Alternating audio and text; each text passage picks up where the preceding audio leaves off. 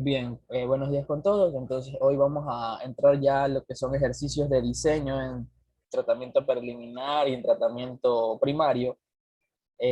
O sea, justo ahorita pueden ver en pantalla lo que son los criterios de diseño general para los que son sedimentadores, los criterios de diseño también para lo que son sedimentadores circulares y rectangulares, criterios para desarenadores, y bueno, acá les he adjuntado del libro que yo siempre digo que lean, a mí me gusta mucho, que es el Hermano Rifat, que justamente tiene los criterios para un desedimentador primario, ya sea circular, rectangular. Entonces, estas aquí que yo les he adjuntado son las que la profesora suele dar en clase. O sea, los que le dice que sí lo saca del libro guía, más creo que ella se lleva con el Melcaf y Eddy, porque el Melcaf y Eddy es el libro principal, solo que el Romano Rifat es como que habla del mismo, se guía a partir del Melcaf y Eddy y te hace de alguna u otra forma un resumen, y para mí es mejor tener la información sintetizada. Entonces, bien, aquí podemos ver algunos criterios. Estos criterios ya los deben manejar o tenerlos, no sé, en alguna tablita, porque no nos vamos a aprender los criterios. Básicamente, de qué depende un criterio para aplicarlo, depende bastante de la práctica que uno tenga. En el caso de nosotros, como no trabajamos en alguna industria que se trate de tratamientos de agua, lo tenemos que manejar bajo ejercicios, pero en la experiencia laboral va a ser diferente. Entonces, bien, partiendo de esa idea, yo he preparado, bueno, primero vamos a resolver el ejercicio del taller, no resolverlo, sino el que yo les dejé mencionado en el anterior video que debían resolverlo. Entonces, bien, aquí el ejercicio decía que las aguas residuales de un proceso industrial contienen una mezcla de fragmentos metálicos y arena. Los fragmentos de metal varían en este rango de diámetro con un peso específico de 1.65. También nos decían que las partículas de arenas varían en otro rango de diámetro y con otro peso específico. Entonces nos daban que la tasa de descarga de aguas residuales, o sea, el caudal, a 20 grados centígrados era esta cantidad, 1400. Nos dicen que diseñemos un sedimentador primario para eliminar todas las partículas de metal y arena si la profundidad del tanque es de 2 metros, que calculemos el tiempo de detención. Entonces, aquí ya debían darse cuenta. Aquí había un pocotón de trabas, porque la idea era que ustedes analicen qué criterios aplicar y si yo les daba datos, si eran aplicables o no. Primero que nada, el ejercicio aquí dice sedimentador primario y ustedes comenzaron a trabajar con sedimentador primario. Con estos datos, o sea, es como que no me contradijeron nada con respecto a los datos de caudal, a los criterios de diseño de la profundidad, y etcétera, etcétera. Segundo, decía partículas de arena. Por lo tanto, yo puedo inferir que se trata de un diseño de un desarenador, más no de un sedimentador primario. Entonces, esa era la primera observación que debían hacer. Darse cuenta básicamente que la profundidad de 2 metros corresponde a un criterio de diseño de un desarenador, más no de un sedimentador primario. Ahora, el segundo punto que ustedes tenían que hacer era lo siguiente.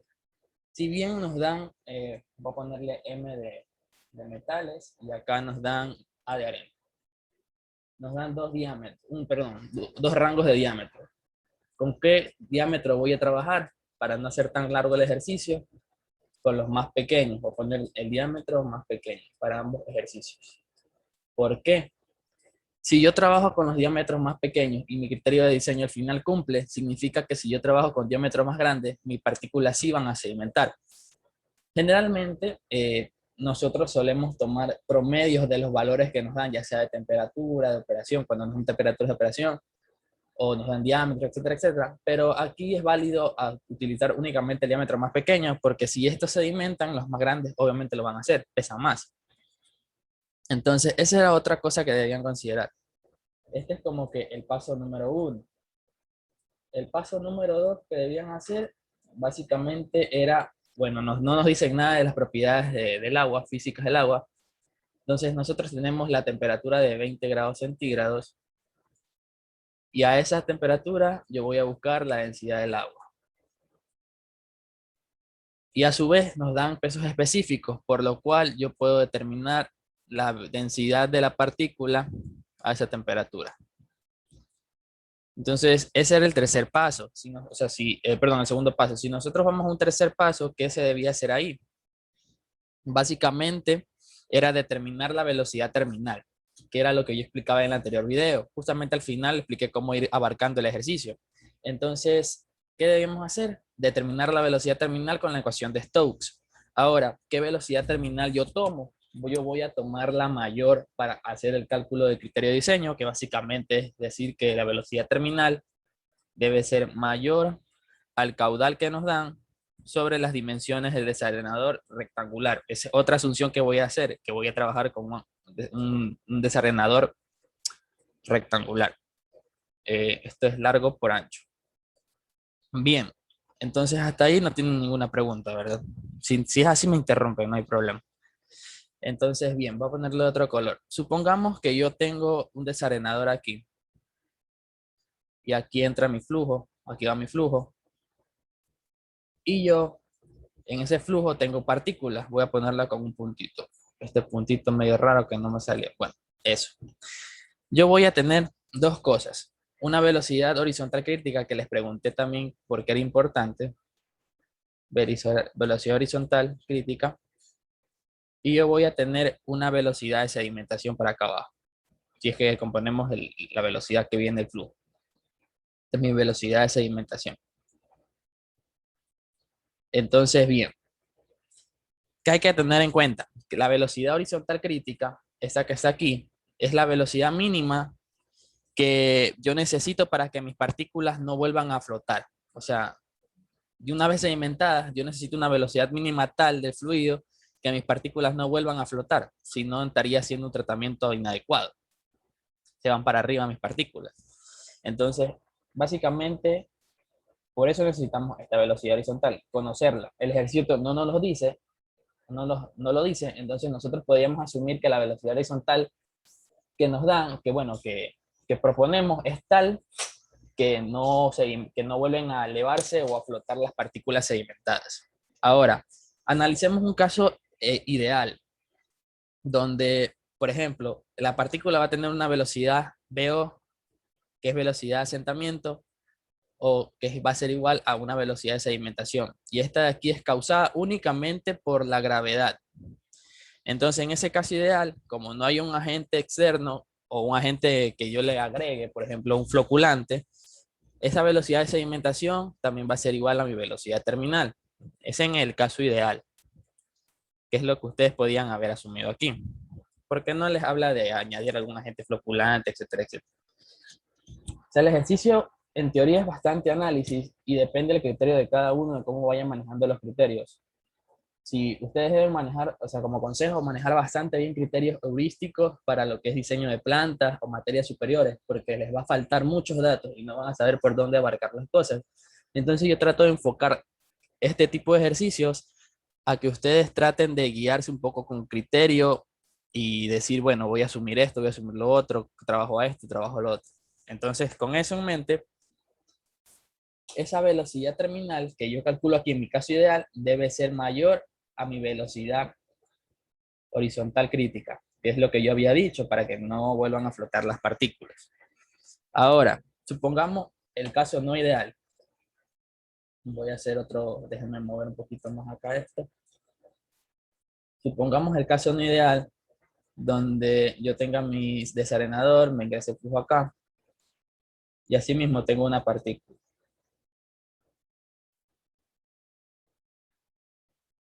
Entonces, esa partícula igualmente va a tener una velocidad horizontal crítica, y ya saben qué es, y así mismo va a tener una velocidad de sedimentación y una velocidad en este caso, de asentamiento, que voy a llamar la BS. Si yo no tengo de alguna u otra forma, bueno, en el caso anterior que era ideal, no tenía que añada algún agente floculante. Entonces, acá como mencioné, mi velocidad terminal va a terminar siendo igual a la velocidad de sedimentación porque la única fuerza que actúa es la gravedad para yo poder sedimentar. Sin embargo, a nivel industrial se utilizan muchas otras operaciones, en este caso la añadidura de un agente floculante, por ejemplo. Entonces, ahí mi velocidad terminal va a ser mayor a mi velocidad de sedimentación porque mi velocidad terminal es la velocidad final que alcanza mi partícula después de añadirle ese agente floculante. Déjenme borrar esta aquí. ¿Y por qué? ¿Qué hace el agente floculante? Básicamente, darle más peso a la partícula.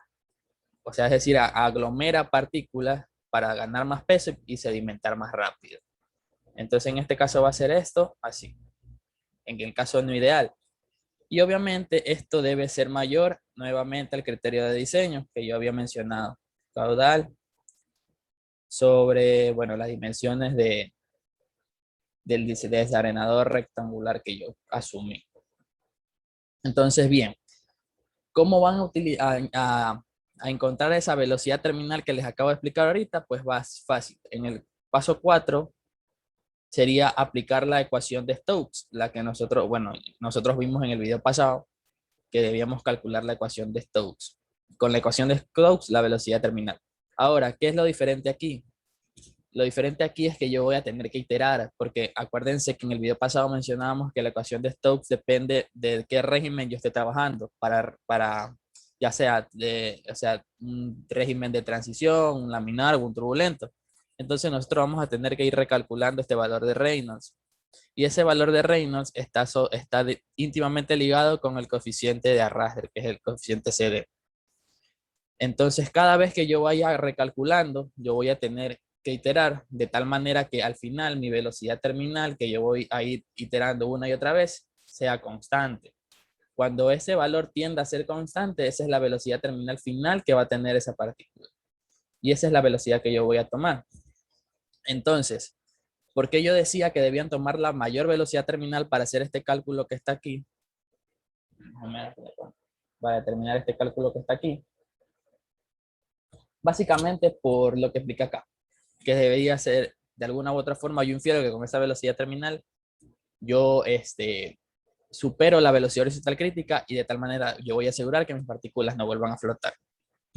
Entonces, ¿hasta ahí alguna pregunta? ¿Está todo claro o puedo repetir? No sé si me puedan confirmar eso. Bien, no hay preguntas, entonces yo asumo que todo está bien. Entonces, bien. También podría yo haber dicho, bueno, ¿qué tal si yo voy a tomar mi velocidad terminal más baja? Puedo trabajar, sí, puedo trabajar con la velocidad terminal más baja, siempre y cuando se cumpla este criterio de acá. Eso también podían haber asumido o también podían haber hecho. O sea, todo es cuestión de análisis y de criterio de que ustedes decían aplicar. Entonces, así son los ejercicios por lo general de tratamientos de agua. Tienes que aplicar bastantes criterios y más que nada leer, porque dependiendo del autor, hay diferentes criterios de diseño. Entonces, yo me guío por lo general, como dije, con el Romana Rifat. Entonces, bien, una vez que sacaban esa velocidad terminal, lo único que tenían que era comprobar el diseño y como paso el criterio de diseño y como paso número 5, que era el final, bueno, ustedes ya debían asumir criterios de diseño que ustedes quieran, cualquiera que estos sean, no sé, alguna relación que tenga que ver con respecto a una relación de largo con ancho en el sedimentador, que esté dentro de los criterios de diseño planteados por alguna bibliografía. También de ahí calcular el tiempo de detención, ver si ese criterio de detención con los parámetros que ustedes asumieron de largo y ancho cumplen, etcétera, etcétera. Entonces, no sé si tengan alguna pregunta, pero eso era lo que debían hacer básicamente en el taller. Entonces, bien, yo voy a asumir que todo está bien. Entonces vamos ahorita sí a pasar al ejercicio, a los ejercicios como tal. Entonces, bien, voy a leer el ejercicio. Dice que una planta de tratamientos de aguas residuales tiene un caudal promedio de diseño de 1.500 metros cúbicos por día. Entonces dice que un ingeniero desea utilizar clarificadores rectangulares para el tratamiento primario. Aquí así nos habla de un sedimentador. Entonces dice, nos pide diseñar los tanques rectangulares para una tasa de desbordamiento máximo de 42 metros cúbicos sobre metros cuadrados día y un tiempo mínimo de tensión de 2 horas. ¿Cuáles serán los criterios de gobierno que predominan aquí? Entonces, yo voy a anotar los datos. Déjenme ver si puedo hacer más rápido la ley. Sí. Ya, los datos. Entonces, yo tengo un caudal promedio de 15.000 metros cúbicos por día.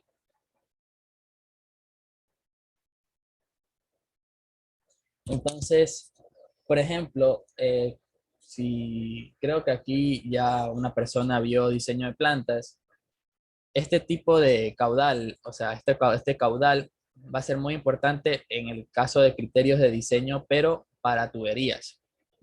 ¿Por qué? Porque dependiendo del caudal o el flujo volumétrico que yo tenga de mi fluido en la tubería, yo voy a tener que elegir un diámetro correcto para yo poder trabajar con ese fluido en esa tubería.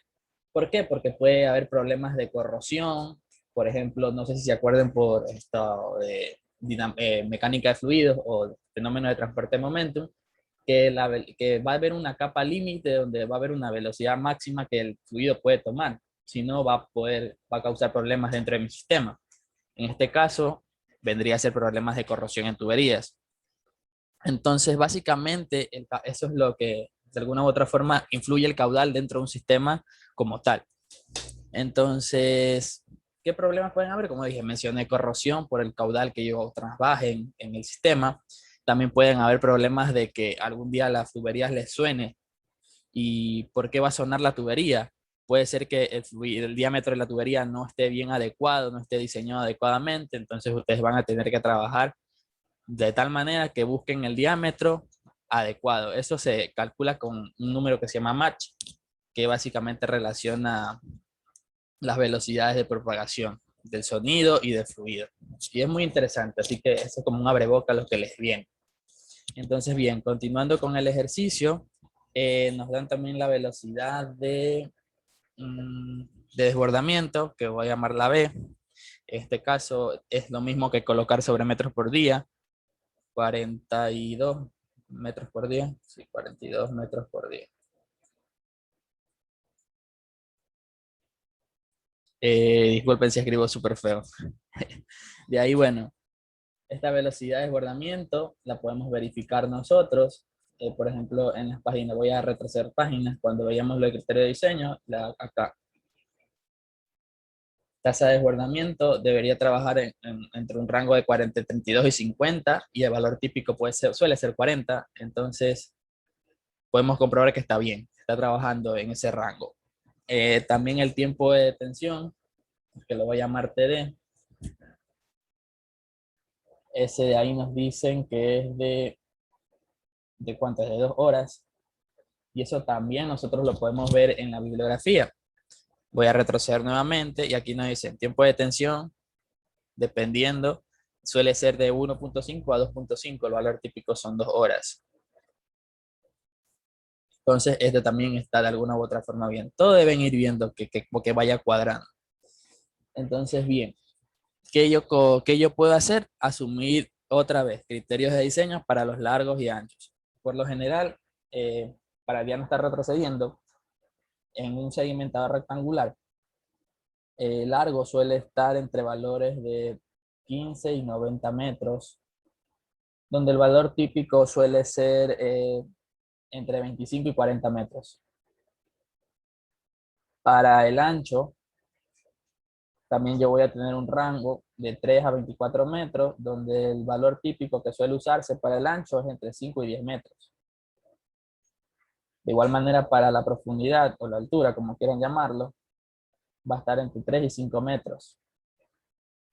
Y eso corresponde a un valor promedio o un valor típico de 4.5 metros. Entonces, bien,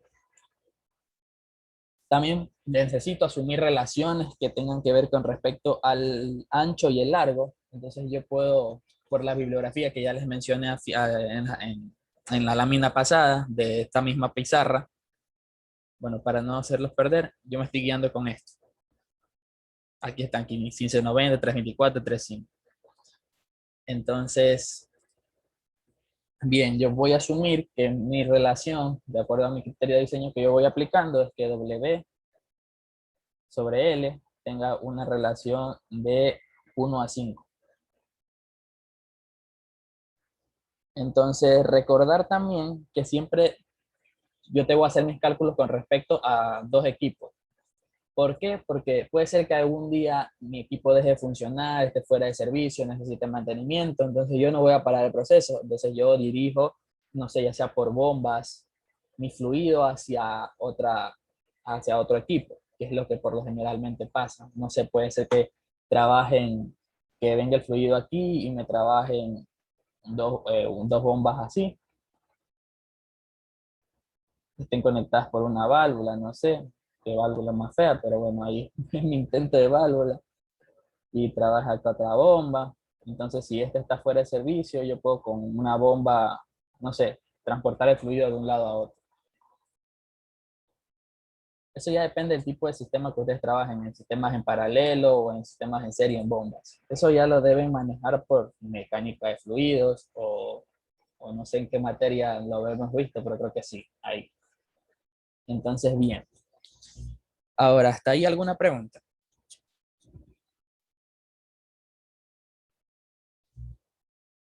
Bueno, entonces yo asumo que todo está bien. Entonces, ahora sí vamos a resolver el ejercicio. Como dije, vamos a considerar dos equipos. Entonces, yo necesito primero sacar el área total para esos dos equipos. ¿Y cómo yo voy a hacer eso? Mi área total va a ser igual a mi caudal sobre la velocidad de desbordamiento que yo tengo. Entonces, eso quiere decir que yo voy a tener 15.000 metros cúbicos por día sobre, en este caso, 42 metros por día, que es la velocidad de desbordamiento, y no va a tener un área total de 357,14 metros cuadrados. Por lo general, es ideal trabajar con valores no decimales, porque yo no voy a decir o a diseñar justamente que tenga un área de 3 con decimales. Entonces, por lo general, pueden dejarlo como un valor cerrado, pero pueden trabajar así. Lo único que pueden dejar cerrado es ya las dimensiones como tal, largo, ancho y profundidad. Entonces, bien, si esa es mi área total, entonces el área del tanque, si yo estoy trabajando para dos equipos, va a ser igual, en este caso, a 357,14 metros cuadrados sobre 2, y eso ya me vendría a dar un valor de 178,57 metros cuadrados. Bien, ahora, ¿qué yo puedo sacar a partir de mi área? Como yo asumí que mi sedimentador es rectangular y también asumí una relación, yo puedo decir que mi área del tanque que estoy hallando va a ser igual en este caso a ancho por largo, y eso a su vez con la relación, acuérdense que era la relación 1 a 5, yo puedo decir que mi ancho, o sea que mi largo va a ser 5 veces mi ancho, y ahí ya lo tengo como una sola variable. Esto va a ser a 5w cuadrado. Yo ya tengo en este caso el valor del área, que es esta, y la única incógnita que tengo es el ancho, w. Entonces, ¿qué voy a hacer yo? Simplemente a despejar que w va a ser en este caso a la raíz de a sobre 5. A ya lo conocemos, simplemente es reemplazar. Y bueno, yo lo que hago ahí es calcular ese valor, pero es elevado, así está bien. Es que elevado a la 1/2 y raíz es lo mismo. Entonces ese valor me va a dar un ancho de 5,97 que lo podemos aproximar a 6 metros. Eso es lo que yo me refería con dejar valores cerrados. Si ya conozco el ancho, yo puedo conocer mi largo. Mi largo en este caso va a ser igual a 5 veces W, entonces 5 por 6 es 30 metros. Vamos a ver si cumplen los criterios de diseño, porque el ancho debe estar entre 3 y 24, si está, da 5, perdón, da 6, y mi largo debe estar entre 15 y 90 metros, da 30. Entonces ambos parámetros van cumpliendo. Entonces todo esto está bien. Ahora, cuando no les salga, lo más recomendable es que, bueno, como no lo trabajan en una hoja de cálculo como Excel, que es mejor trabajarlo ahí porque puedo yo cambiar las celdas de tal manera que si no me sale para un cálculo de 2 equipos, trabaje para 3. Pero por lo general no debemos pasarnos de 3 equipos porque primero para una empresa no es rentable estar comprando bastantes equipos y diseñar bastantes equipos. Con que opere uno y esté uno de respaldo, suficiente, más que suficiente. Entonces, bien, ya tenemos ancho y largo. Entonces, ahora yo lo que voy a calcular es mi tiempo de detención. ¿Y cómo calculo mi tiempo de detención? Voy a poner TD. Bueno, ya tengo mi tiempo de detención. Lo que yo necesito calcular es la profundidad. Entonces mi tiempo de extensión va a ser igual al volumen del sedimentador que estoy diseñando, que es rectangular, sobre mi caudal. En este caso, yo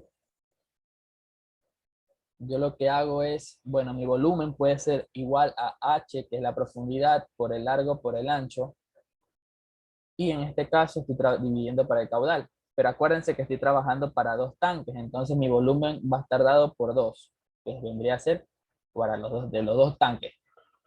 Entonces, si yo comienzo a despejar, en este caso mi profundidad, porque mis valores de largo ya lo tengo, mis valores de ancho ya lo tengo, el caudal ya lo tengo, este es un número constante que es 2, entonces H no tengo. Si yo despejo H de aquí, de esta ecuación, esto va a ser igual, en este caso, a tiempo de detención por mi caudal sobre el caudal de operación sobre W por L. Y sobre por 2 también, que son los correspondientes a dos tanques. Entonces mi altura me da un valor en este caso de 2.5 metros. ¿Y cumple o no cumple? Sí cumple, porque si mal no recuerdo, debería estar la profundidad entre 3 y 5 metros. Cumple. Entonces, bien, eso creo que era todo lo que pedía el ejercicio. Voy a leerlo de nuevo. Déjenme ver. Sí, básicamente, o sea, los criterios más básicos, ¿no? Que son las dimensiones. Entonces, no sé si tengan alguna pregunta o puedo continuar el siguiente ejercicio. ¿Cuánto te quedó la altura? Disculpa que no. La altura me quedó 2.5 metros. Ya, ahora, yo trabajé con caudal promedio. Ustedes podrían a trabajarlo, como yo siempre digo, hay un caudal, es que hay épocas de baja y máxima producción en una empresa, siempre, siempre. Entonces, aquí yo lo trabajé con el caudal promedio, que en teoría corresponde a un año total de operación. Pero ustedes pueden trabajar también los cálculos para un caudal máximo. Y siempre se trabaja considerando la época de mayor producción, por decirlo así. Pero yo asumí que el caudal promedio correspondía a toda la época del año, por decirlo así. Pero ustedes pueden recalcular los valores con, no sé, pues es que no hay un factor pico, por eso tampoco trabajé con un caudal máximo para poder, no sé, si te dan un factor pico, qué sé yo, de 1.2, 1.3, deberías trabajar con el caudal máximo. Pero si no te dan ni un factor pico, ni tampoco te dicen que en temporada de lluvia se duplica, yo asumo que este es el flujo de operación. Entonces, bien, voy a continuar con el siguiente ejercicio, que bueno, esto es lo que yo mencionaba al inicio, que este de aquí y el siguiente que está acá, me tomaron a mí, me evaluaron a mí.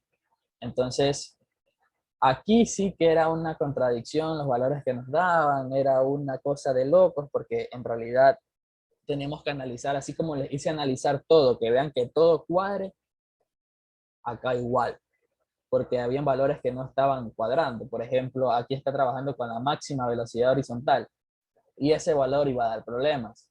Debías trabajar con un valor menor, etcétera, etcétera. Entonces, por eso no se cumplían los criterios de diseño como tal. Entonces, bien, para entender lo que estoy diciendo, vamos a trabajar el ejercicio. Entonces, los datos que nos da el ejercicio es que el caudal promedio del desarenador es un desarenador, ojo, estamos trabajando con un desarenador que tiene un flujo de 5.000 metros cúbicos por día.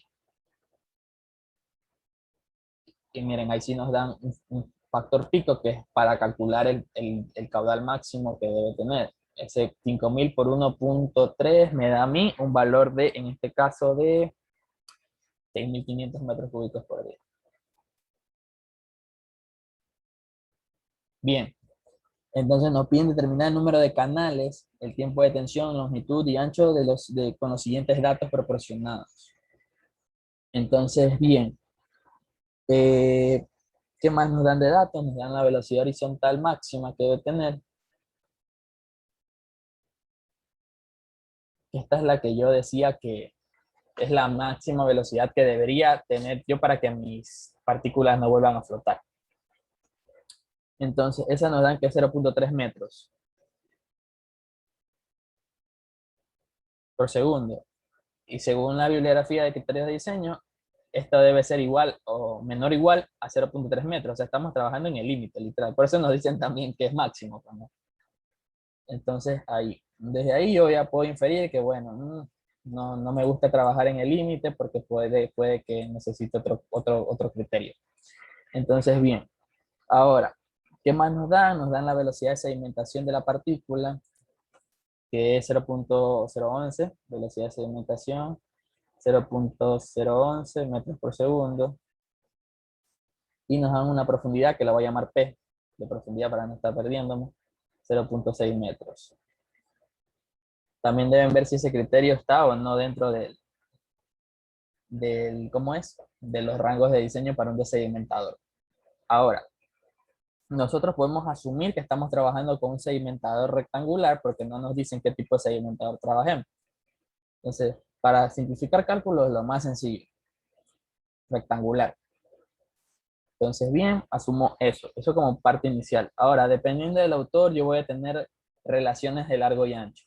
Por ejemplo, yo recuerdo que en clases, yo vi con la profesora que ella nos daba una relación de 12:1, pero por lo general también suele estar de 10:1, si mal no recuerdo. Déjenme ver acá en la lámina anterior donde estaban viendo los criterios de diseño.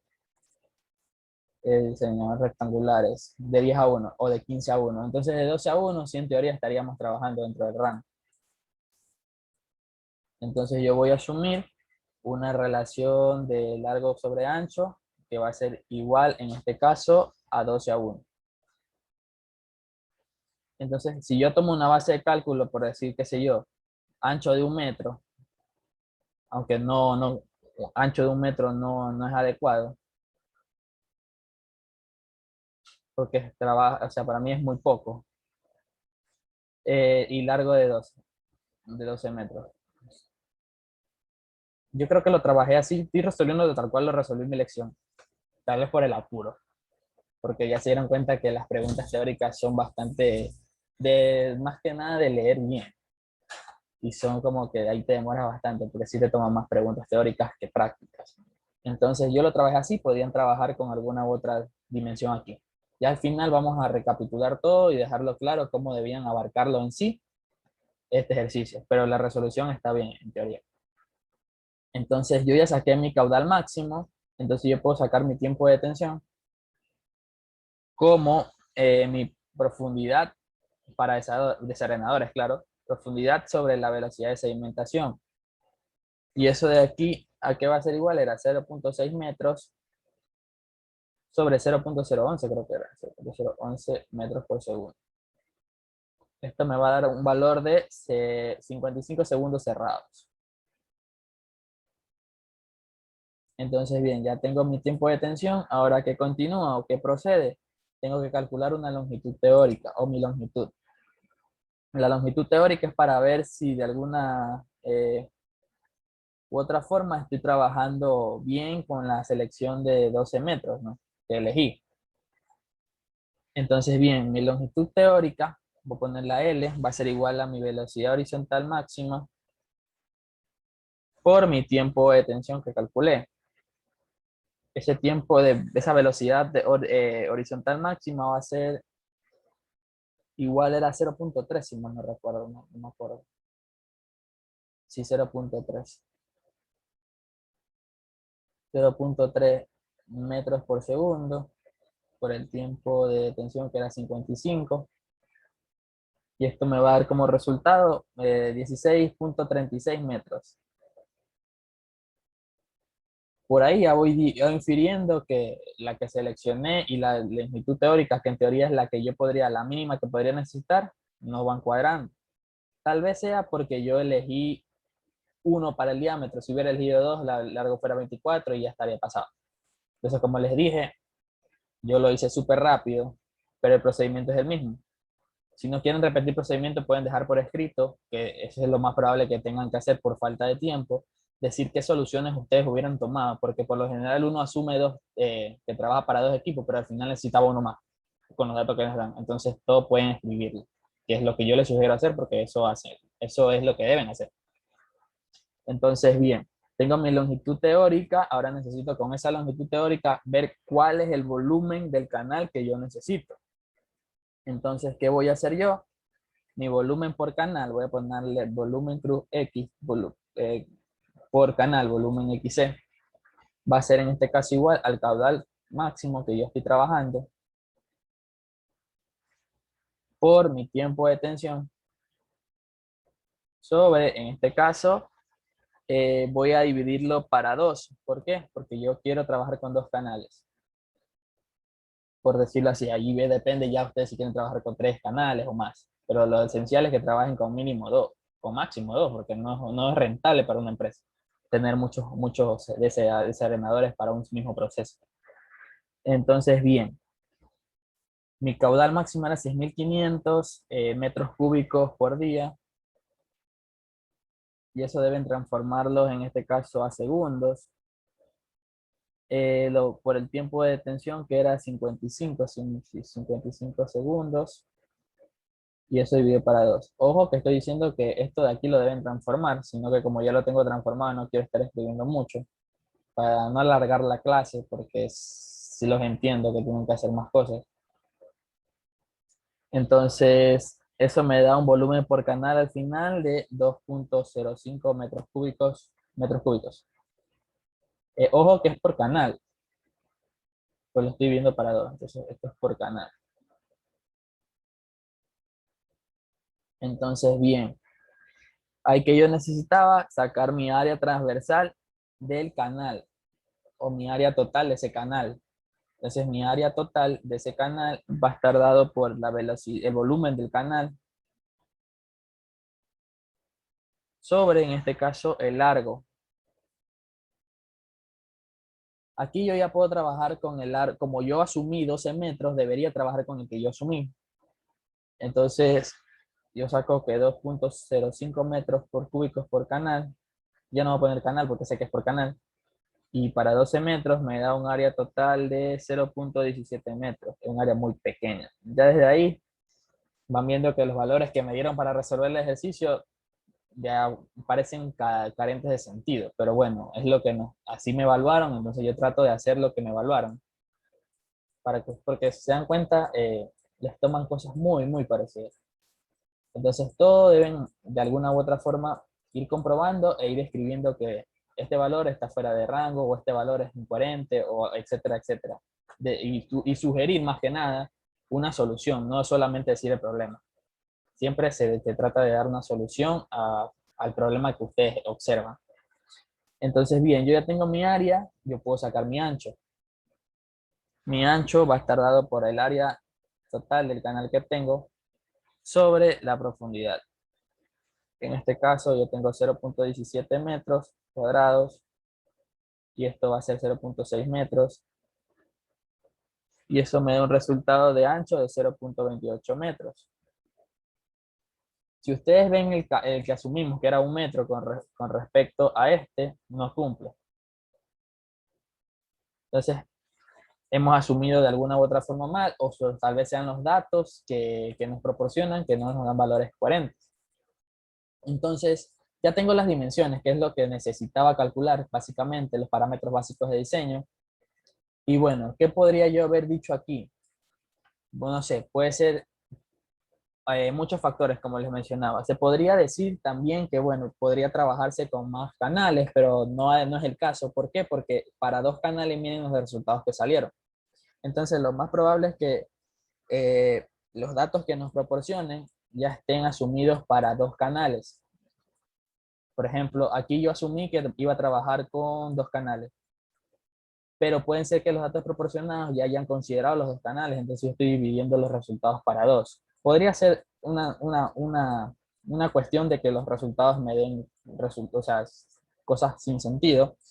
También podría, no sé, la relación L sobre W que haya tomado no esté adecuada, aunque esté dentro del rango. También acuérdense que les mencioné que yo estaba trabajando en el límite de la velocidad horizontal máxima, lo cual tampoco es recomendado. Entonces ahí podría cambiar ese dato. Y bueno, para eso es lo que yo decía, que es mejor trabajar las cosas en Excel porque uno tiene más optimización de las cosas, gana tiempo y el tiempo en la industria es dinero. Así que bueno, así se resolvía el ejercicio. Obviamente deberían considerar, como les dije, si ustedes hacen en la lección esto y tienen que volver a recalcular, podrían escribir todo lo que yo les he dicho, ver qué parámetros están fuera del rango, proponer esos diseños de parámetros, poder recalcular, etcétera, etcétera. Entonces, no sé si tengan alguna pregunta o paso al siguiente ejercicio.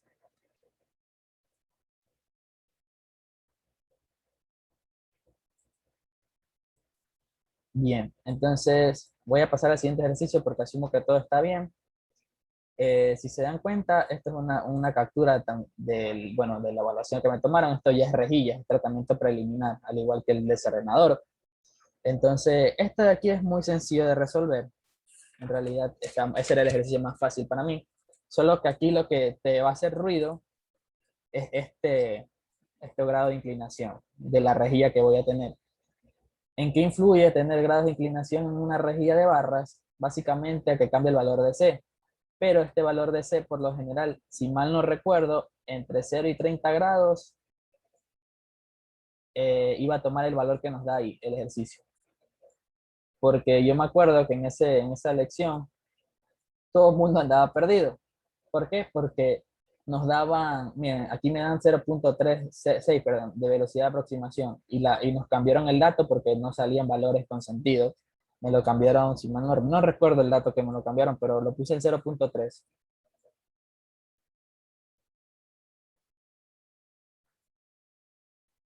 Bien, entonces, como estaba mencionando, este valor de coeficiente de fricción que va a tener la rejilla, ya sea limpia o sucia, va a depender del ángulo de inclinación y para ese rango de ángulo de inclinación va a tener un valor, pero yo asumí que de 0 a 30 toma estos valores, que era lo que se debía hacer.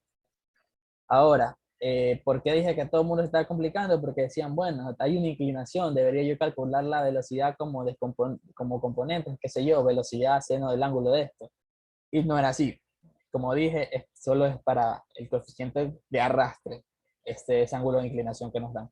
Bueno, aquí ya podemos directamente leer los datos, no estarlos escribiendo para no perder tiempo. Y bien, entonces vamos a solucionarlo. Lo primero que yo hago es sacar mi velocidad.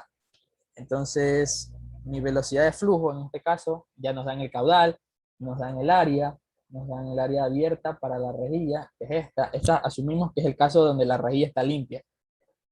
Entonces yo voy a poner caso 1. Caso 1, limpio. Entonces, bien, yo digo que mi velocidad de flujo va a ser en este caso a caudal sobre área. Esto de aquí es, bueno, nos dan 40.000 metros cúbicos por día. Y el área nos dan de 1.6 metros cuadrados. Bien, entonces ahí deberían transformar días a segundos para que nos quede una velocidad de flujo en segundos, metros por segundo.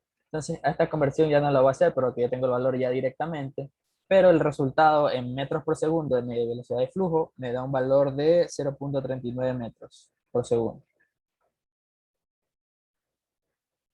Entonces, bien, tengo mi velocidad de flujo para el caso 1. Ahora lo que yo debo hacer es aplicar directamente la ecuación de pérdida de carga, la cual es HL, que es pérdida de carga, sobre 1 sobre el coeficiente de fricción por 2 veces la gravedad por la velocidad de flujo al cuadrado menos la velocidad de aproximación. Voy a ponerle AP al cuadrado.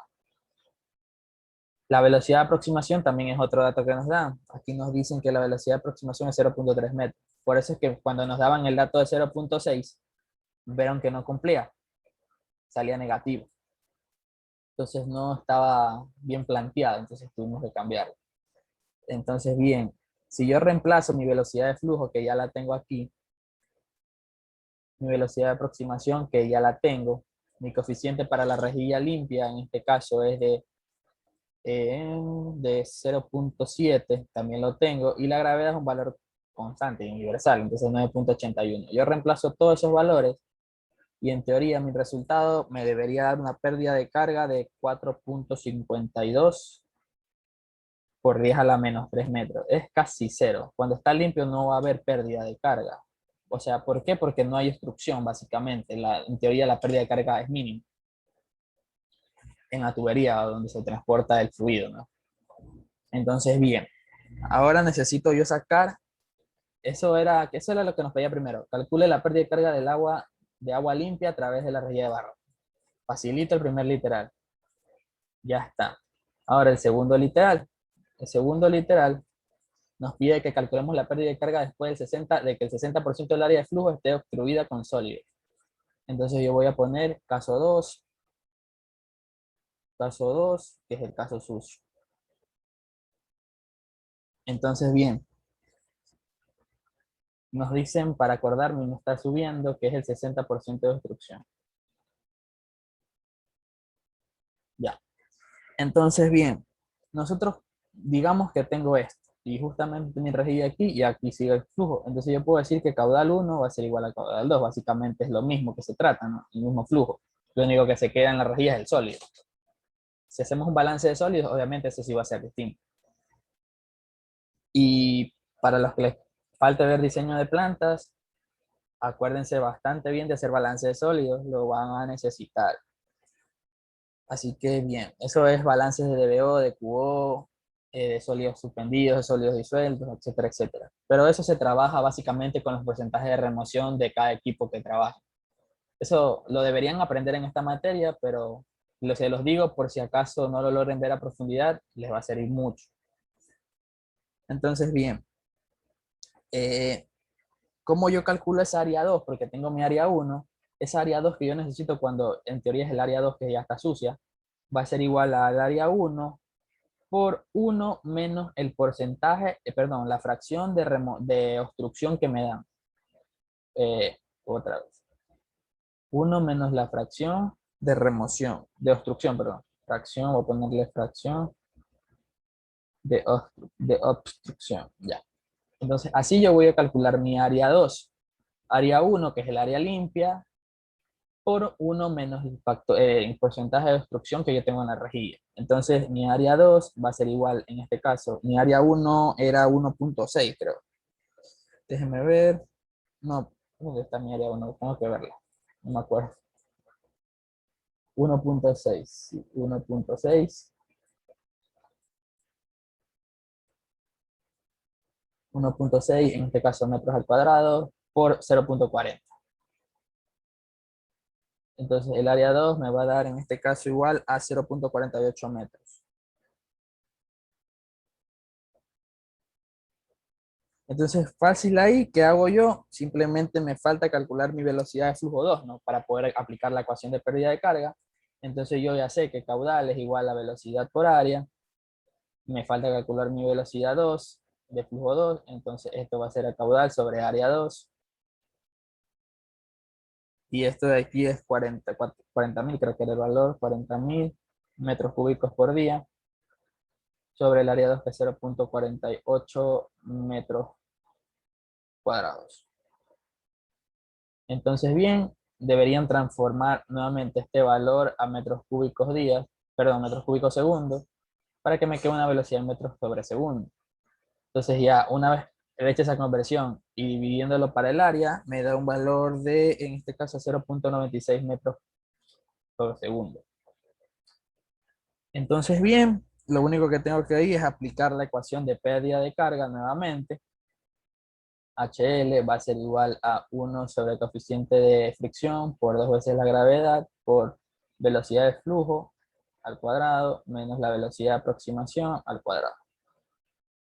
Y bien, lo único que yo hago aquí es reemplazar. Para el coeficiente cuando está sucio es de 0.6. A ver, 1 sobre 0.6 por 2 veces la gravedad, que es 9.81 metros sobre segundos al cuadrado. No estoy poniendo unidades por si acaso. Por la velocidad de flujo, que es la calle, que es 0.96 al cuadrado, menos la velocidad de aproximación, que era 0.3, creo que era. Déjame ver, velocidad de aproximación, sí, 0.3. 0.3 al cuadrado.